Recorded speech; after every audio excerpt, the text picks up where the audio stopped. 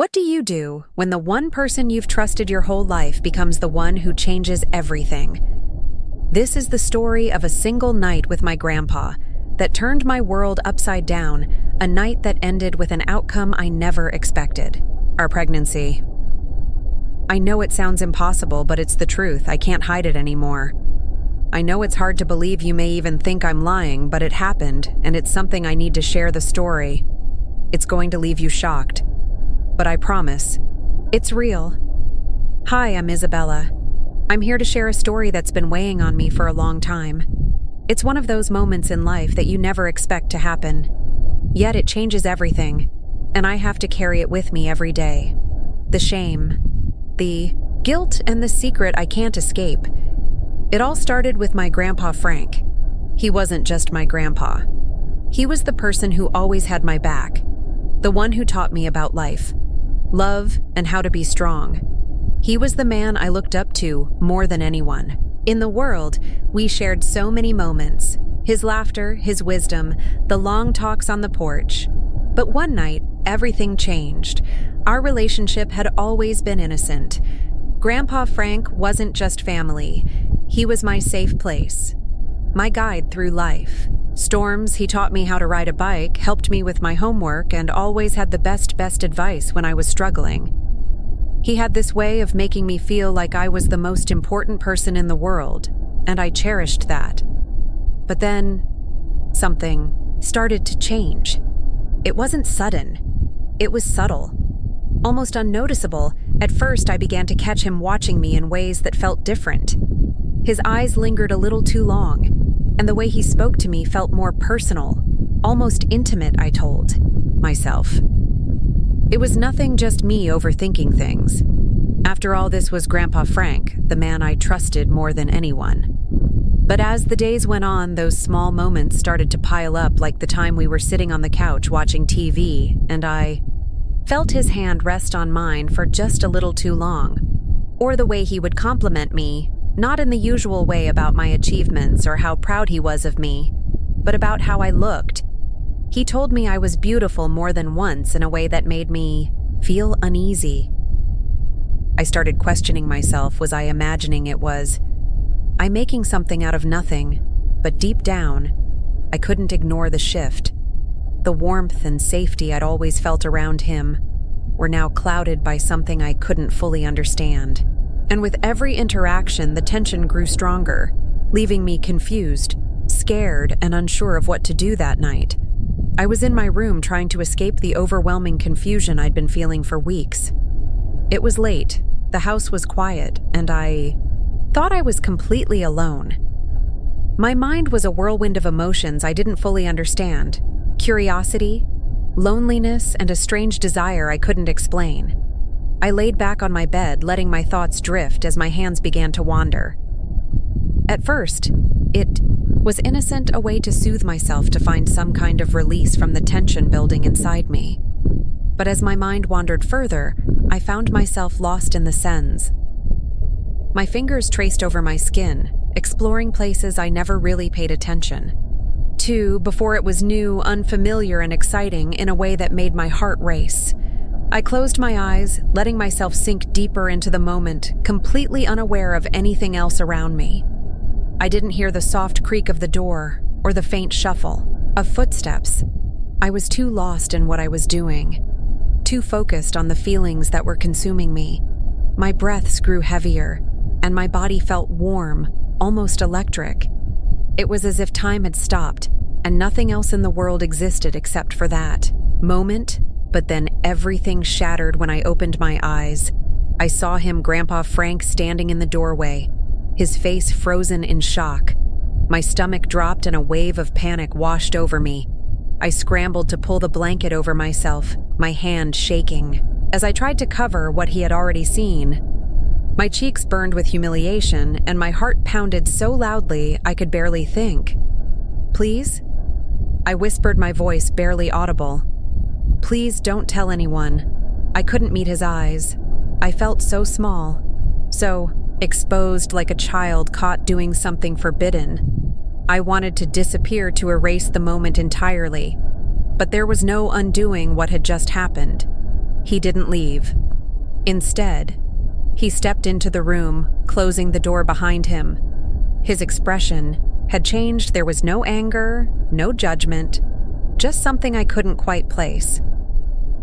He sat down on the edge of my bed, his voice calm but firm. "If you want me to keep this between us," he said slowly, "there's something I need from you at first." I didn't understand what he meant. My mind raced, trying to process his words, but when he reached out and touched my arm, the meaning became clear. My entire world tilted on its axis. This wasn't the Grandpa Frank. I knew the man who had always been my protector. In that moment, he was someone else entirely. A stranger, asking something of me that I couldn't believe. I wanted to scream, to run, to do anything but sit there, frozen in fear and disbelief. But I couldn't move. I was trapped, and I knew nothing would ever be the same again. I sat there trembling, my mind racing in a million directions. I couldn't believe what was happening, what he was asking of me. The man I had trusted my entire life, the one who had always been my protector, was now the one holding my deepest secret over my head. I felt trapped, like the walls were closing in on me and there was no way out. "Isabella," he said, his voice calm, but with an edge of finality. "You don't want anyone to know about this. Do you think about what would happen? If your parents found out, if anyone found out, it would ruin everything for you, for me, for our family." His words were like daggers, each one cutting deeper into my already fragile state. I couldn't breathe. I couldn't think. All I could feel was the weight of his presence and the unbearable shame of what he had seen. I clutched the blanket tighter around me, my hands trembling. Tears streamed down my face as I shook my head. "No. Please, I don't want anyone to know. Please, Grandpa, I'll do anything. Just don't tell anyone." My voice was barely a whisper, choked with desperation and fear. I felt like a child again, powerless and begging for mercy from the one person I thought would always protect me. He leaned in closer, his face unreadable, his tone steady. "There's only one way to make sure this stays between us," he said. "You have to prove to me that you trust me, that you do what it takes to keep this a secret." I stared at him, my mind reeling. I didn't understand what he meant at first, but then his hand brushed against my arm and I froze. The realization hit me like a tidal wave, and I felt like the ground had been ripped out from under me. "No," I whispered, shaking my head. "No, I can't. I don't." But the words wouldn't come. I was too scared to, overwhelmed to say anything more. He didn't move, didn't back away. Instead, he sat there waiting, his eyes locked on mine. The silence was suffocating and I felt like I was drowning in it. "Isabella," he said again, his voice soft but firm, "you don't have a choice. If anyone finds out about this, it will destroy everything. Do you understand that this is the only way to make sure no one ever knows?" His words were like a cage, trapping me in a reality I couldn't escape. I wanted to scream, to run, to do anything but sit there and listen. But I couldn't move. I was paralyzed by fear, by shame, by the weight of his words. I looked down at my hands, my fingers clutching the blanket so tightly they had turned white. My whole body was trembling, and my chest felt like it was going to explode. I couldn't look at him. I couldn't say anything, but I knew what he was asking of me. And I knew that if I didn't agree, everything would fall apart. "Okay?" I whispered, my voice barely audible. The word felt foreign, like it didn't belong to me, but I said it anyway. "Okay, I'll do it." The moment the words left my lips, I felt a wave of guilt and regret crash over me, but it was too late. The decision had been made, and there was no going back. He nodded, his expression unreadable, and stood up. "Good." He said simply, as if it were the most natural thing in the world. I sat there staring at the floor, unable to process what had just happened. I felt like I had betrayed myself, like I had given up a part, of who I was just to keep the secret, but what choice did I have in that moment? I felt like there was no other way. I stayed there for what felt like hours, my mind replaying the moment over and over again. The shame, the guilt, the fear. It was all consuming. I knew that what had happened would haunt me forever. But at the time, I thought I had no other option. I thought I was doing what I had to do to protect myself, to protect my family. I didn't realize how much it would cost me. The days that followed felt like a blur. I kept telling myself that I could move past it, that I could bury the memory so deep it would never resurface. But something inside me felt different. At first I thought it was just stress, the weight of the secret, eating away at me, but then the signs became impossible to ignore. I started feeling nauseous all the time, waking up in the middle of the night with a strange heaviness in my stomach. My body felt foreign to me, like it wasn't my own anymore. I brushed it off, convincing myself it was just nerves. But deep down, I knew something was wrong. One afternoon, I stood in the bathroom, staring at the pregnancy test and my hand. My fingers trembled as I opened the box, my heart racing so fast it felt like it might stop. I told myself it was just to put my mind at ease, that there was no way it could be true. But as I waited for the result, I felt the fear creeping in, wrapping itself around me like a suffocating blanket. When the lines appeared, I froze. My breath caught in my throat and the world seemed to stop. 2 lines positive. I stared at it, willing it to change, hoping I had read it wrong, but no matter how many times I looked, the result was the same. I was pregnant. My legs gave out, and I sank to the floor. The test still clutched in my hand. Tears streamed down my face as the reality of what this meant hit me like a tidal wave. How could this have happened? How could I have let it happen? The questions swirled in my mind, each one heavier than the last. I felt like I was drowning in guilt, in shame, in fear. I wanted to scream, to cry, to do anything to make it go away, but there was no escaping it. The truth was staring me in the face, and there was no way to undo what had been done. I thought about my family, about what they would say if they found out. I thought about him, about the promise we had made, to keep it a secret.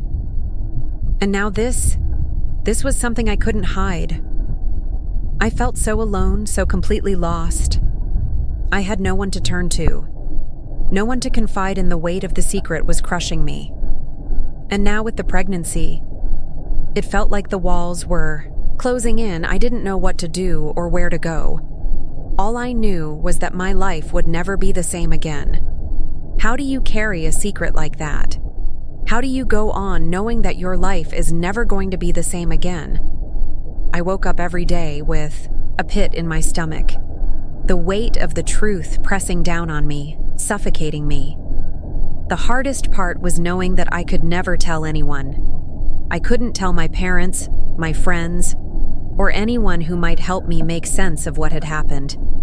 I couldn't tell them that the man who had always been my protector, my grandpa, was the one who had changed my life forever. What was I supposed to say? How could I even begin to explain something so wrong? How could I tell them that I was carrying their own grandchild? The thought of it made me sick to my stomach. I couldn't even look at the pregnancy test without feeling like I was betraying everything I had ever known. I kept thinking about what my parents would say if they knew. What would my mom think? How would she react if she knew that her own father had done this to me? The guilt was unbearable.